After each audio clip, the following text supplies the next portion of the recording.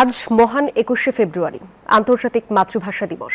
১৯৫২ সালের এই দিনে ভাষার জন্য প্রাণ দিয়েছেন রফিক, সালাম, বরকত, জব্বার সহ নাম না জানা শহীদরা। তবে ইতিহাস না বোঝা মানুষের কাছে ২১ মানে হৃদয়ের খুব কাছাকাছি বসবাস করা এক জ্বলন্ত অগ্নিশিখা, ভীষণ শ্রদ্ধাবোধ আর ভালোবাসা।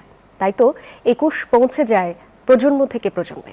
আসাদুজ্জামান কাননের তোলা ছবিতে বাকিটা জানাচ্ছেন রিশাদ হাসান।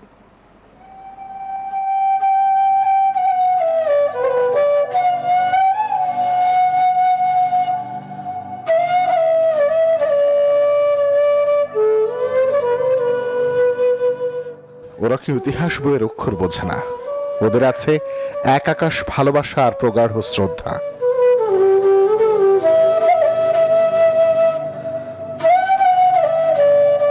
বছর ঘুরে আবারও সেই ফাগুনের আগুন ঝরা দিন ২১শে ফেব্রুয়ারি। তাই তো ছোট ছোট হাতগুলো এক হয়ে তৈরি হচ্ছে স্মৃতির মিনার। কংক্রিট নেই কোনো মার্বেল পাথর, গাছের ডাল, ভাঙা ইট আর ছোট্ট হাতের পরিশ্রমেই গড়ে উঠছে তাদের শহীদ মিনার। হয়তো নিখুঁত নয়, তবু ভালোবাসায় পূর্ণ।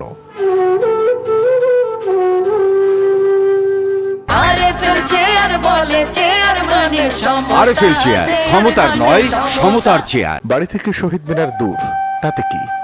২১ যে জান্নাত, রিজন, রোজাদের হৃদয়ের খুব কাছাকাছি বাস করে। কাজেই নিজেদের তৈরি শহীদ মিনারেই হলো ফুলেল শ্রদ্ধা।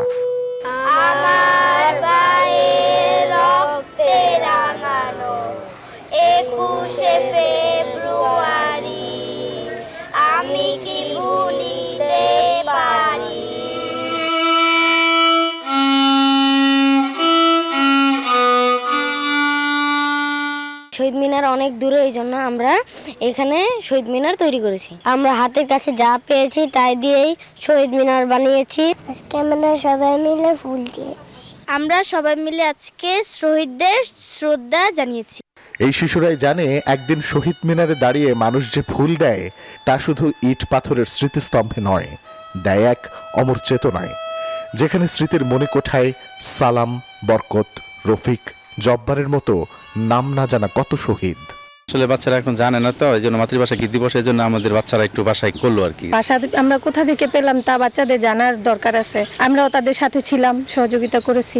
২১-এর চেতনা শুধু কেন্দ্রীয় শহীদ মিনারেই সীমাবদ্ধ নয়, এই চেতনা ছড়িয়ে আছে ৫৬,০০০ বর্গমাইলের প্রতিটি ইঞ্চিতে, ১৬ কোটি মানুষের অন্তরের অন্তঃস্থলে।